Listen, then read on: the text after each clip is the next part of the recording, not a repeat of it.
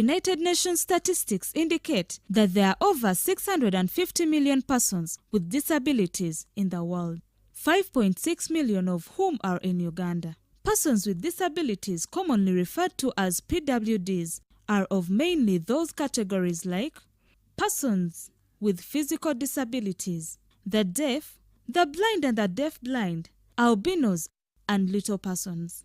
It's estimated that 60% of PWDs in Uganda are of physical disabilities. Physical disability refers to a disability that affects one's movement and body posture. They are commonly referred to as movement disabilities. Therefore, the biggest challenge of PWDs is the inaccessible physical environment, which includes buildings, roads, transport, among others. In Uganda, many buildings are constructed in such a way that it's very difficult for PWDs to enter and move within. It is in these buildings where services vital for human survival like education, health, employment, and banking services are normally offered. UNAPID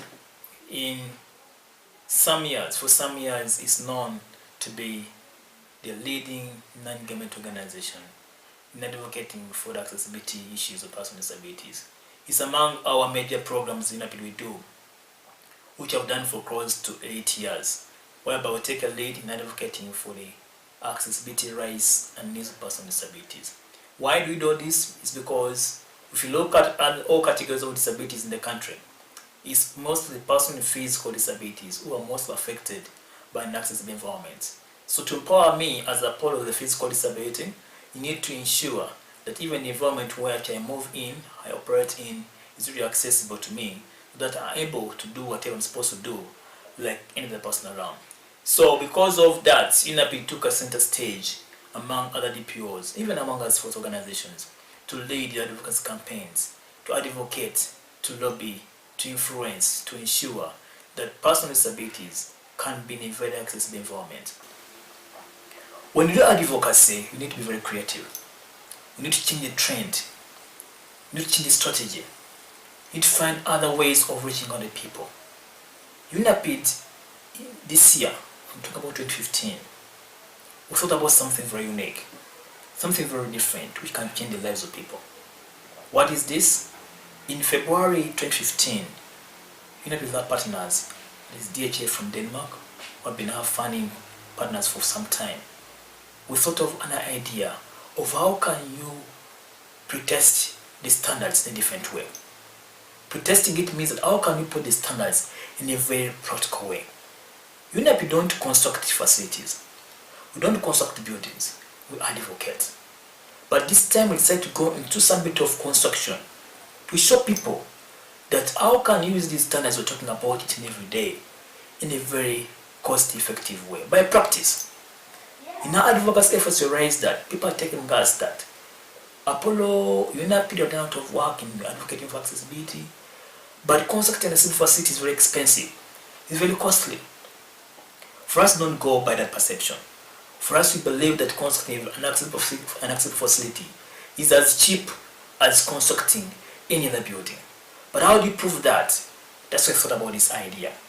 The idea of partnering with our Dutch partners, that is DHF from Denmark, to develop a project which we call in quotes the co-creation project of constructing an accessible latrine for a child with disabilities.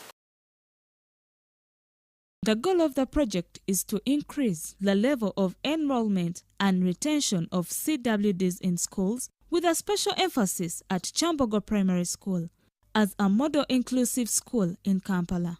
The project, which took a co-creation process or methodology, was facilitated by two Danish architects, i.e. Rie Ollendorf and Sille.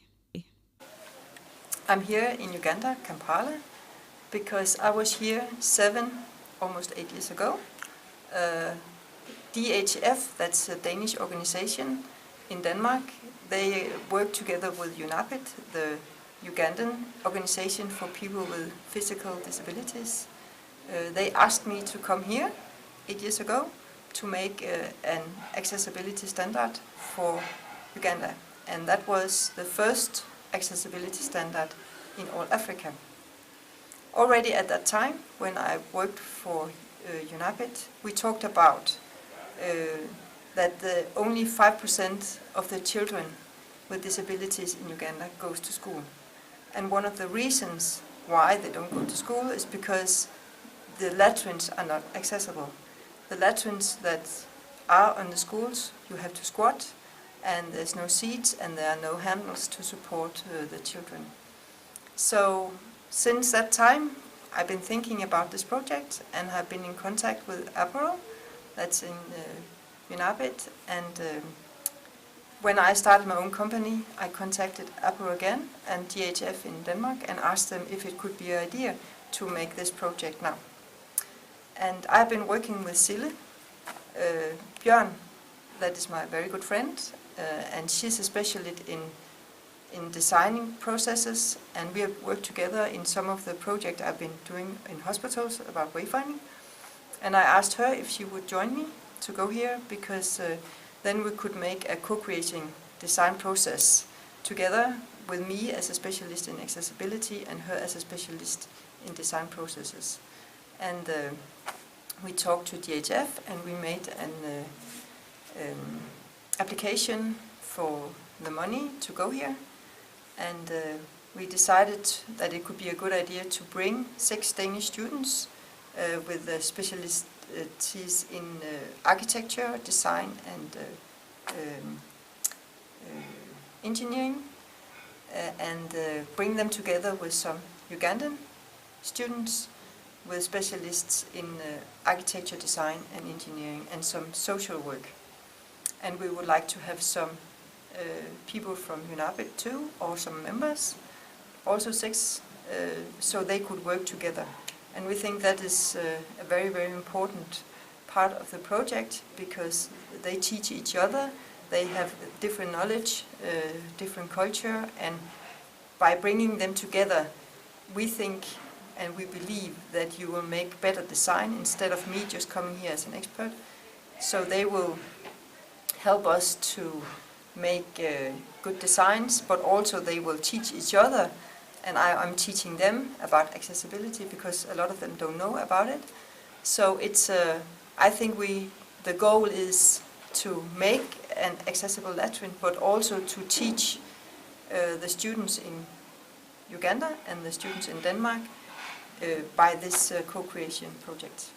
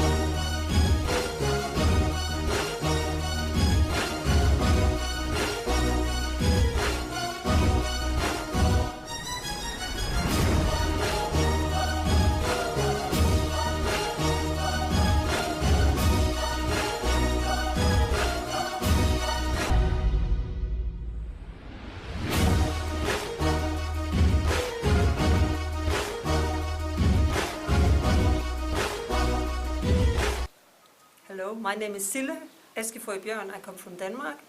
I'm an architect working mostly with co-creation processes in a big architect company called Arkitema Architects. And we have offices all over Scandinavia. And my role there is, like I've been doing here, to make those co-creation processes. That could be with citizens, it could be with all kind of people. And my reason for coming to Uganda was that my very good friend Rie, who has been here with me, we have been together for these last 3 weeks, she invited me or said to me, okay, because she's also an architect, we have been working together before, and she really wanted to go back to Uganda. She had been here to make this disability standard, so I could go with her and together we could do this project about the latrine. And I thought it would be a really good opportunity to have Ugandan students together with Danish students from different fields working together on this project. So my aim was, of course, to make this prototype that could be beneficial for Kyambogo School and for the students, for the pupils there, for the teachers, but it was also to have this co-creation process together with the Ugandan students, the Danish students, the NGOs from here, which I also think has been challenging for them sometimes, but it has also been a really, really good experience, what I heard from them and also what I feel. The project is based on the already registered achievements of UNAPID in accessibility advocacy, like accessibility standards, which were adopted by Government of Uganda, that provides minimum standards for constructing an accessible facility, the increased awareness about the accessibility rights and needs of PWDs in the construction industry, among others. We have specific design tasks that we want to solve. We say as Team Universal, we will focus on designing an accessible interior of the new latrine building, accommodating the majority of disabilities as well as the non-disabled. We will, in particular, focus on support structures and placement of these, the size, weight, and designs of the door, seating or squatting facilities, and the lighting system within the latrine. That's going to be our task that we need to solve. Success criteria. The design should be suitable for all regions of Uganda. We are now looking at the sustainability part of it. We need to design something for the interior of this latrine, but it could be applicable in all regions of the country, because we don't intend to leave this project only in Kyambogo, but we need to see its applicability in all other regions of the country. It should be fully and partially accepted as part of the accessibility standards. So we are going to focus so much all our designs on the national accessibility standards, so that we can always reflect on what is in the accessibility standards and what is on the ground, so that it can guide people. Students should be able to use the latrine in privacy and dignity, and thus be motivated to attend school. So we need to put up a design that will give these students, back then they've been helped by teachers to go to the latrine, but we need to put up something that will allow them to have the privacy, so in the later time they'll always be motivated to come at school. So that, because I believe I can't do everything I want by myself at school, so I can keep going to school. And we assume that 90% of disabled children or students should be able to use the latrine unassisted, irrespective of which kind of disability these children might have. But 90% of these children, we want to make sure that they can use this latrine after our work with a lot of ease and unassisted. Then we say used materials should be local, easy to clean, and require no maintenance for at least a minimum of 5 years. So we are going to focus our efforts on looking for those materials which are cleanable and they can last for at least 5 years. To have some guiding statements to every design that we are coming up with. For example, we may state that in places where there's no expectancy of running water, we may do this and this. Where they are going to construct several accessible latrines, for one, you can put a sitting facility, then for the other, a squatting facility to suit the needs of the different learners. But also, this is to the knowledge board that we have to advise these designers mindful of the country context. That is the social, economic, culture. What is really applicable to the country context? What is possible and what is not possible? I would expect a officer from sanitation Department, Kampala State Council, to advise that this is suitable, this is in line with the KCCA does, in line with with sanitation. Because we may present something at the end of this study and it's not in line with the KCCA guidelines. And the same applies to construction unit, Ministry of Education. What is what we are coming up with, is it in line with ministry, or there is an opportunity to adjust the construction guidelines? The same to Commissioner Special Needs. The government realizes the importance of accessibility to PWDs and made legislation mandating constructors and service providers to make their places accessible. Part 4 of the Persons with Disabilities Act 2006 mandates all developers who construct buildings for public use to make sure the buildings are accessible to PWDs. Uganda also ratified the UN Convention on the Rights of Persons with Disabilities. Article 9 of this convention provides that all United Nations member countries, including Uganda, should make sure that PWDs have access to all public buildings. Schools, what is your take to enrollment numbers? Do you think they are going down, or they are there but there are several dropouts? When you talk about enrollment in schools for children with disability, the enrollment process, a child with a disability can be enrolled in school. The number at first can be high, but what does it take for that child to continue? To continue, yeah. To avoid dropping off. Exactly. One of the things is when the built environment in school is not accessible, the child can't go to the washroom because you realize the washroom doesn't have, it's not accessible for a person with disability. The classes are not accessible, there are no ramps, there are only steps. Definitely, you're not going to expect that, up to the last stage. Definitely within, the child will be inconvenienced a lot, because when you look at the schools we have, like a lower primary education, you realize the beginning, the children with disability can be incorporated in school. That's why we are advocating for inclusiveness. When a child with disability is studying with an able child, he gets a lot from the able children, because you feel not left out, you feel at home, and at the end of the day their potential are realized. So the enrollment rate, I can't say it's gone down, but the rate at which do they finish the level? Finish. They start, but sometimes they stop on the... Exactly, they drop out because the places are not accessible, classes are not accessible, and attitude also matters, because how do you take a person with disability? The attitude of fellow children and the attitude of the school management and the teachers. So if we are to realize retention rate in education, we need to work on the built environment. We have to have accessible latrine. That brings me to a project we are going in. We are going to have a co-creation activity, which is starting on the 13th of this month in Kyambogo Primary School, to look at how do you change the structure which is there, the latrine which is there, so that it is usable for a person with disability, is usable for a child with disability.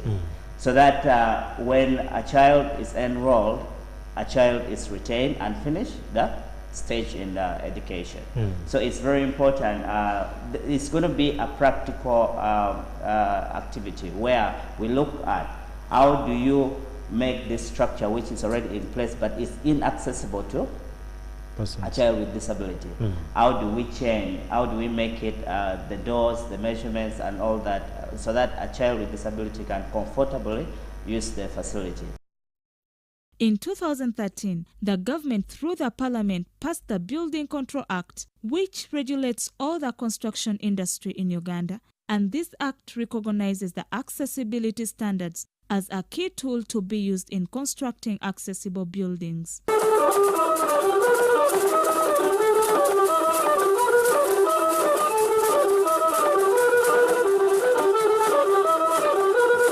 The Co-Creating Universal Design project is the first of its kind in Uganda.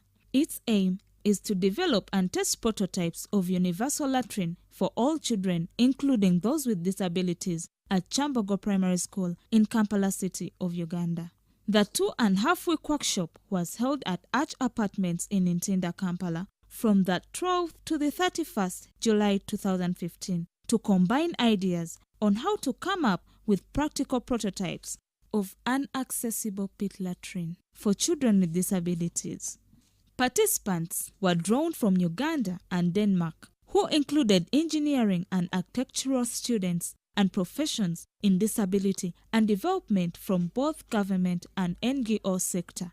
The co-creation workshop's main focus was to design strategies of developing a prototype accessible low-cost latrine for children with disabilities in Kyambogo Primary School through a process of idea and knowledge sharing in order to ensure the young and upcoming professionals can become ambassadors of accessibility and disability in general. My name is Chimba Simon. I'm a student at Kyambogo University. I'm pursuing a Bachelor of Engineering, Civil and Building Engineering. And I came to know about this project through my Dean of Faculty of Engineering, Dr. Chakula. He forwarded my name to Mr. Apollo Mukasa, the Executive Director of UNAPID, and we were tasked to come up with the hand washing facility and the way of controlling the rainwater damages to the facility so as to bring about its durability. We worked in a group which was called Dream Corps, and the main issue was to come up with the rainwater harvesting system. The workshop was facilitated by Sile, an architect and specialist in co-creation design, and Ri, a specialist in accessibility, universal design, and wayfinding. The workshop was spearheaded by the acting executive director, Apollo Mukasa, and supported by the project officer, Sulaiman Mpaji, in collaboration with the senior project officer, Vincent Kafero, and information and advocacy officer, Sinol Patrick. The workshop involved representatives from various organizations in line with disabilities like Cheshire Services Uganda, Uganda Society of Disabled Children USDC, Spinal Injury Association of Uganda SIA, and Appropriate Technology Center ATC. Other participants were 6 Danish students, 5 Ugandan students from Makerere and Kyambogo universities, and 2 interns from UNAPID. The 11 students are pursuing architecture, social work and social administration, civil and environmental engineering. The workshop was officially opened by giving the general overview of the project and introduction to the design process by the main facilitators, Sile and Ri from Denmark. The latrine. So that's the challenge, and we have to solve that together with you. So we went there 2 days ago, and I realized that, some of the things, but that is a design process. This could be happening everywhere. That's what usually will happen, that already here in the planning phase where you don't even know the context, you still start getting ideas, right? We're so occupied in solving things, so as architects and engineers or chaos pilots or environmental managers, we are occupied with solving things. So we have to keep your head open, because once you get an idea, you stop. Because an idea has to, it gets to you and you cannot get rid of the idea. You are stuck with that idea.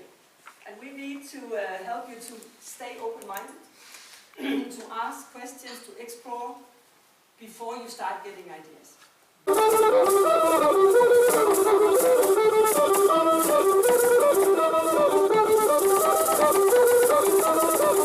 The workshop also incorporated different stakeholders, referred to as Knowledge Board, who acted as consultants, evaluators, and advisors during the design process by giving constructive feedback upon accomplishment of every phase.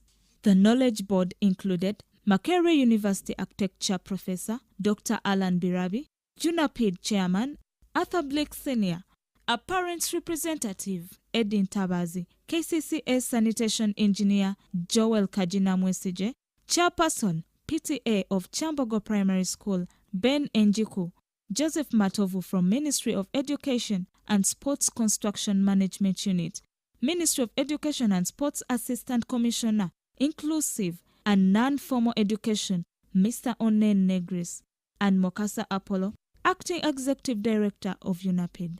Others were Treasurer of UNAPID, Chandria Ak Gofin, Executive Director of Bissau, Mr. Godfrey Basoita, Thomas Flyring, and Lawrence John Okoth from Design Without Borders, Kampala. Historically, Uganda is among those countries that had been marked as the culprits in overlooking persons with disabilities. But a few years back, Parliament enacted certain statutes in favor of persons with disabilities to the effect that parliamentary representation became real for persons with disabilities. And since then, a lot has happened. And we are grateful to UNAPID in particular that is spearheading a lot of change in this country. We in the educational arena, we are doing our part. The architecture school began in 1989-90, so it's recent. And for a long time, its curriculum was running without this universal design phenomena. But now we are pushing for it. And rest assured that we shall do something about it. And already we have actions on ground with UNAPID. We are working together. So this project is a very big enforcement in what is already happening. And we thank the people of Denmark for your big heart. The project has its foundation in the national strategy to establish latrines in every public school in Uganda through Ministry of Education and Sports, adoption of the prototype. Article 9 of the Convention on the Rights of Persons with Disabilities, also known as CRPD, emphasizes accessibility rights for PWDs. Article 9 also stresses identification and elimination of obstacles and barriers to accessibility for persons with disabilities. The Co-Creation Universal Design Project followed 4 fundamental phases, which included the planning phase, investigation exploring phase, the development phase, and production phase.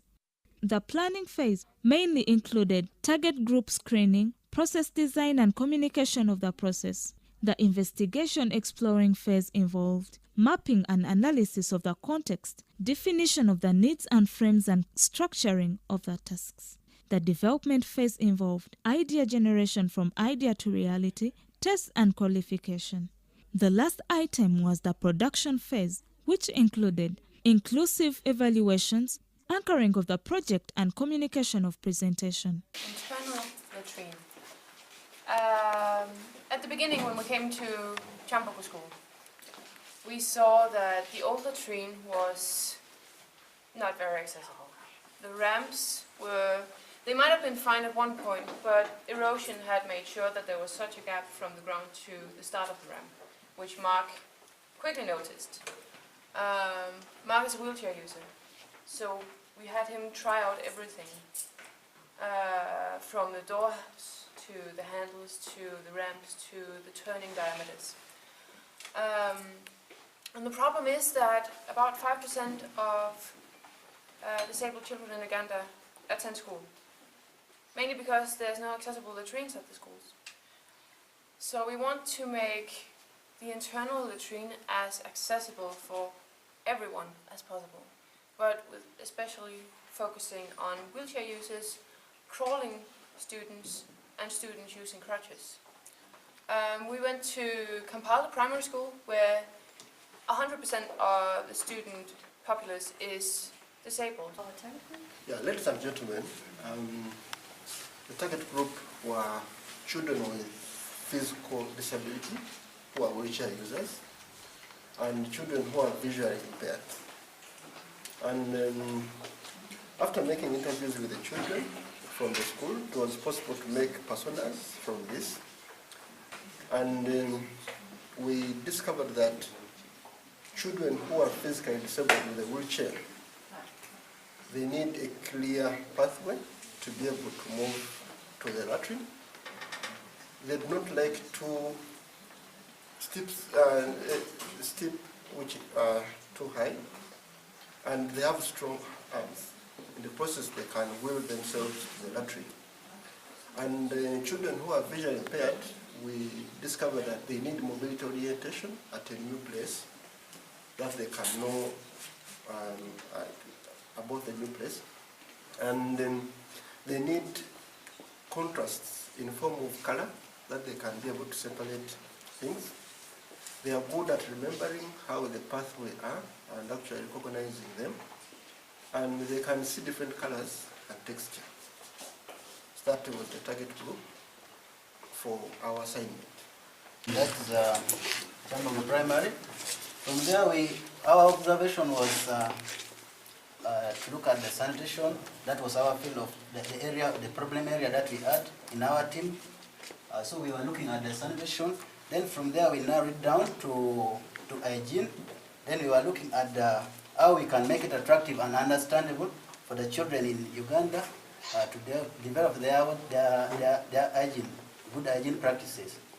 So from there, we came up with the different playing games that's talking about hygiene. There we had, as had been said, we had a game called Nip Napper, whereby you just play it. It explains different activities that is taking place, that is explaining about hygiene. And we also came up with another game, which is like a playing card, where you play, you see the one that matches with the other. And we also came up with another game that's in a bottle form. You have like a different material, can be like a stone in pieces, many pieces, whereby you can pick one. The water will flow out, and then the holes and the measurements is made so that there won't get enough, too much water out, but not too less water out. So that is actually the whole mechanism. Yes, just to add to that, this is the section of the basically the access system, and this is the plastic ball, which is rubber, so that even if you have a disability, it can be so friendly. And this idea, we have a gasket, which is rubber, and then we have a bolt, and this is we also have a nut here, so that by that weight, it will have to come down, and when you push it, it will still come down due to its weight. And then these are the stands or the supports, and they are made in a way that we have a pulley here incorporated at the top, such that you can easily refill these jerry cans. Now there's a string here attached, so you pull this pulley, and then you raise the jerry can up after filling it. So it's the same principle even here. We've made sure that we have some hooks here. After filling the jerry cans, you just tie the rope, so that, because we find a big challenge in how are we going to fill the this.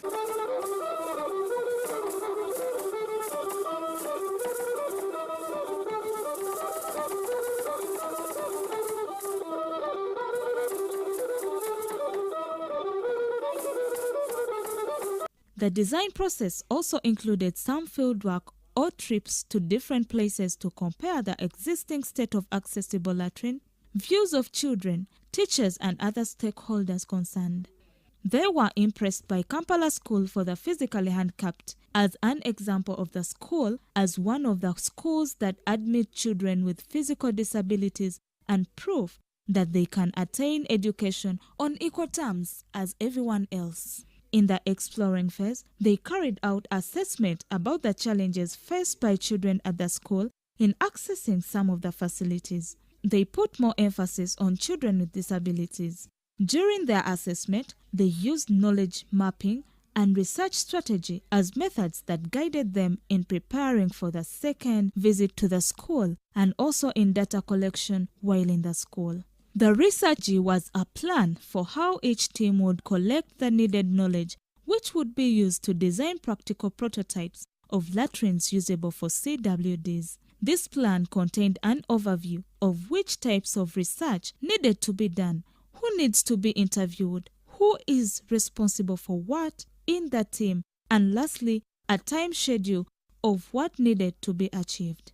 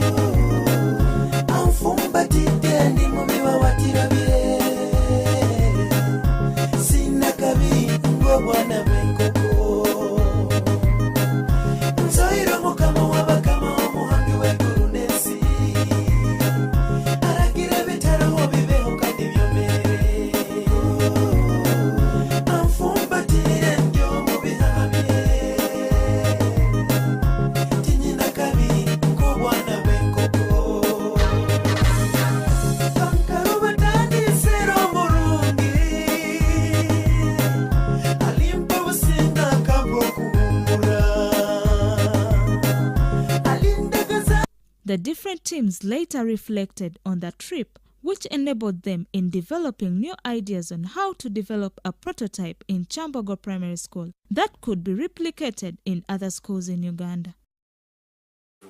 So we looked at the able-bodied now. We really need to give them a feeling that being a disabled person, I can use the same facility that you use. You understand? So we designed something and we said the design needs to fit primary children as well as secondary children. They're aged between 8 to 15 years and therefore demand different heights of certain installations. When you look at our installations, they will be having variances in heights because of the different age, and the different ages comes with the difference in the size. You understand? So all the installations that we developed are depending on that. We need to also ensure the privacy of everyone. How do I get into the latrine and close the door by myself? The fact that I'm short, the fact that I'm a kid. You understand? Thanks to Luki, Panila, Mpaji, Mark, Rhoda, and Angel. According to the design of the seat, we have looked at the 3 standards, and we know that some of the kids prefer the sitting stones, where the hole is larger, and it's easy for boys. Noted that the ground is not very even in that place. And I know these children, sometimes they move from class to class, you know.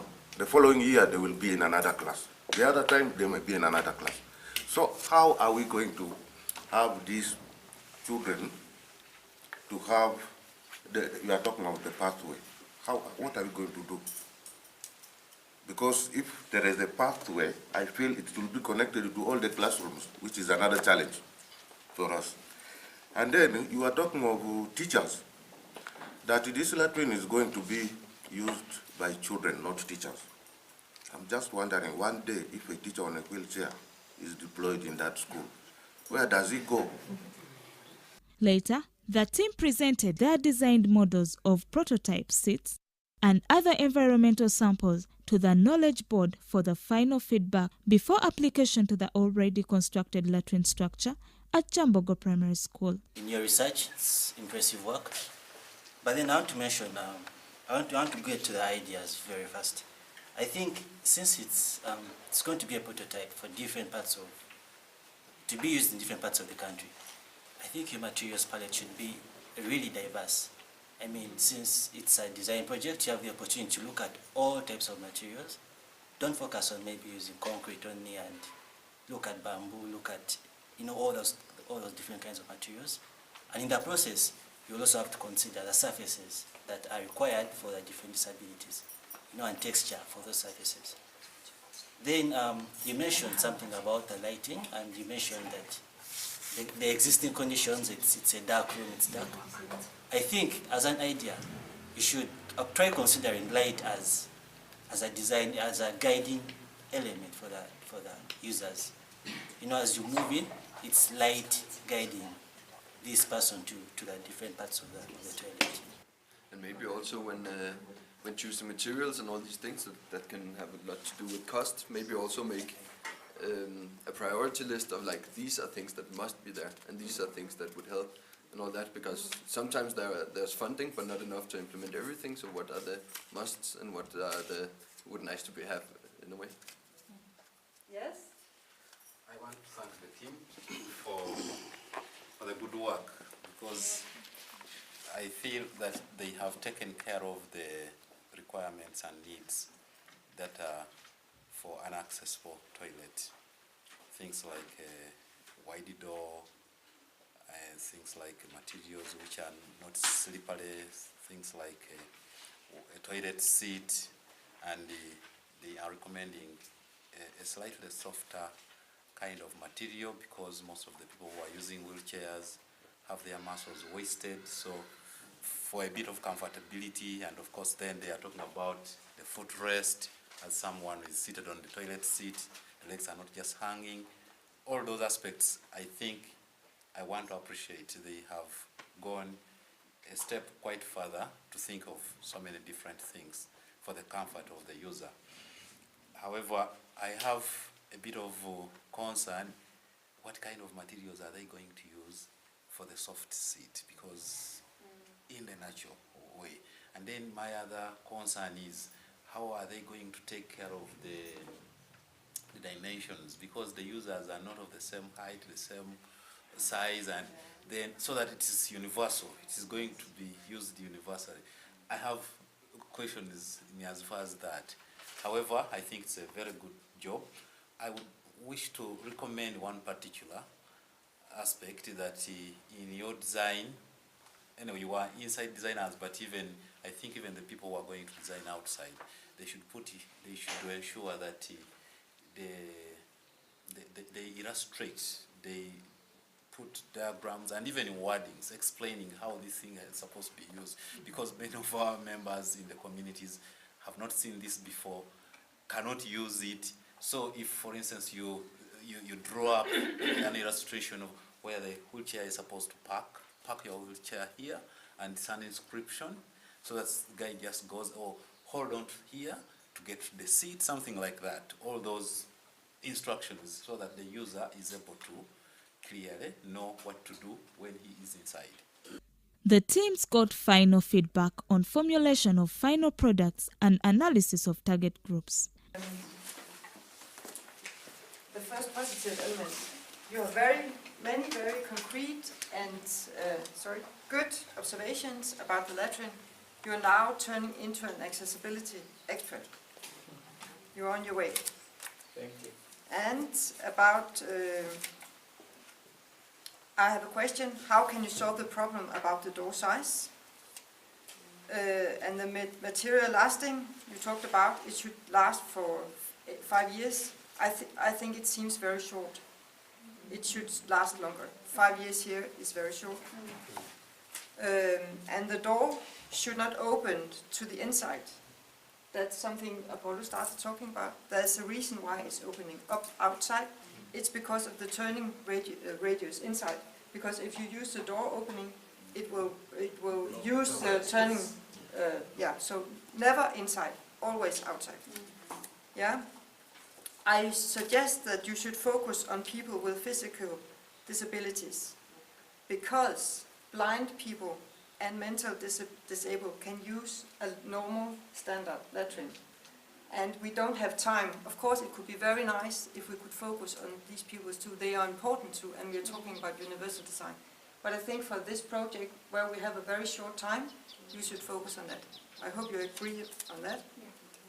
And I think you should go and observe the PVD's toilet at the hotel I don't remember the name, where we have the swimming pool, because they actually have some very good solutions. I would like to go there with you so we can discuss it. The feeling that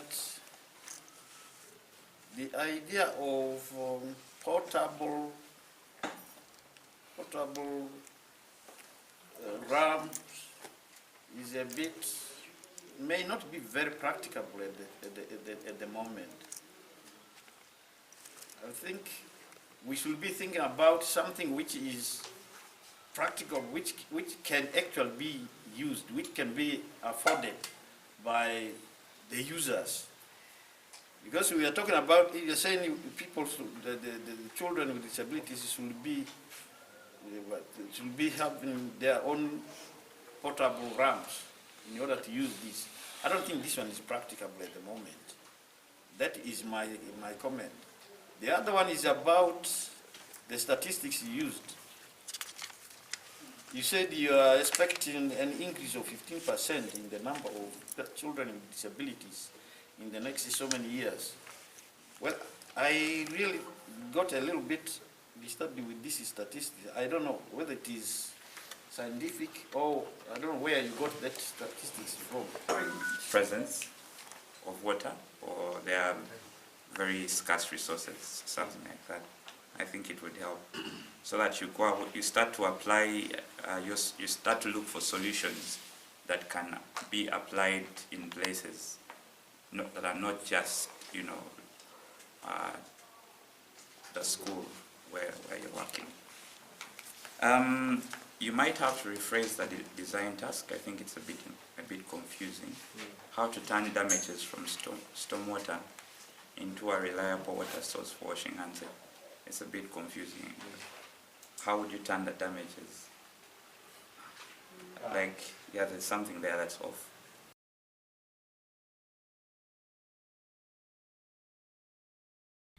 Later, after presentation of the final product of the different teams to the Knowledge Board, the team moved to the school to put into practice the designed prototypes on the latrine structure. This is the phase of proving whether the designed prototypes would work for children with disabilities or not. This is considered almost as the final stage of the co-creation workshop, coming up with a prototype which can be used by children with disabilities and can be adopted in other relevant stakeholders in construction industry of Uganda. UNAPID's interest in this intervention is to convince the relevant stakeholders like Ministry of Education and Sports that it's very easy and cheaper to construct an accessible latrine for CWDs, so that the ministry can adopt these prototype designs into the building plans of all latrines approved to be constructed in government and private schools in Uganda.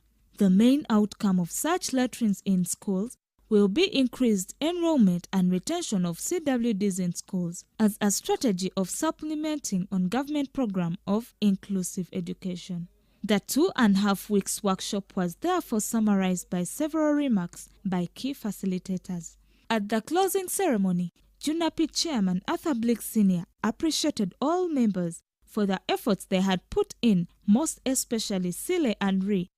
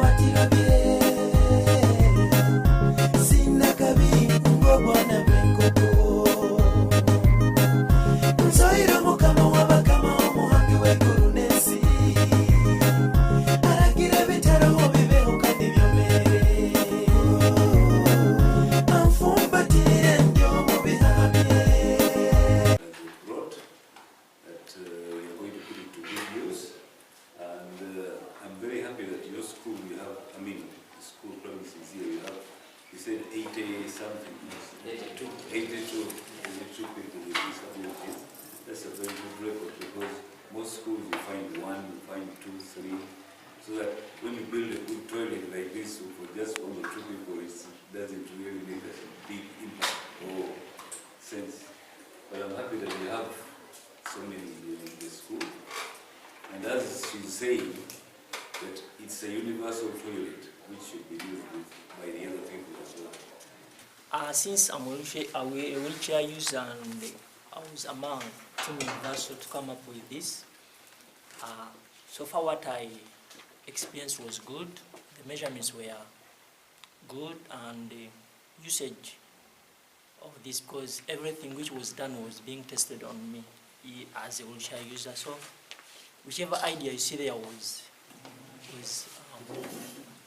first questioned by me, then after implemented. So I'm quite sure whichever have been provided to you, whichever we've managed to present here is suit for me as a wheelchair user and others who might use the facility, but at the same time the disabled all were being accounted for.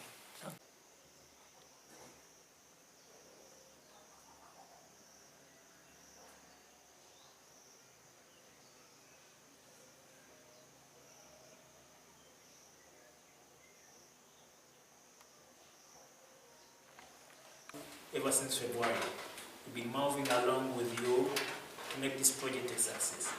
We never thought that we'd come to this extent, but imagine we are here. We are here realizing the reality of our efforts, of our thinking, of our passion, of our works. I want to thank you for all the efforts you put in. I think this is the first corporate quest of this kind. I was discussing with my colleague Patrick that this idea we have learned from Denmark, it shouldn't end here. I imagine I told it's the first of its kind. For me, my account is the first of its kind. Because it not brings together different professions together, you learn something together and then you do it. In our advocacy, it's a different way of advocating by law. You advocate by learning. You disseminate information by making someone learn how to do it. Practical. Practical. Recently, I think Uganda in general, and in particular, warriors remember you for this idea of bringing to the country, Uganda, and I think we are going to see how can we bring it to the land.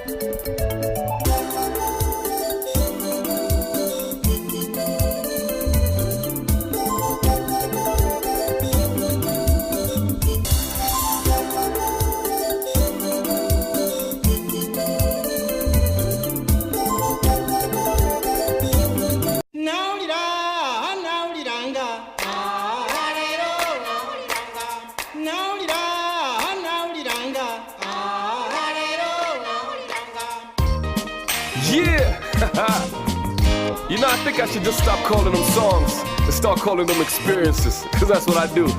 Yeah, I got Charles and Frida Sonko with me. He's letting all of y'all know what I want to let you know. I will listen to you, girl. I'm trying to. Yeah, bring the chorus in. Let me go check my swag. Hey, thanks. Yeah. Uh-huh.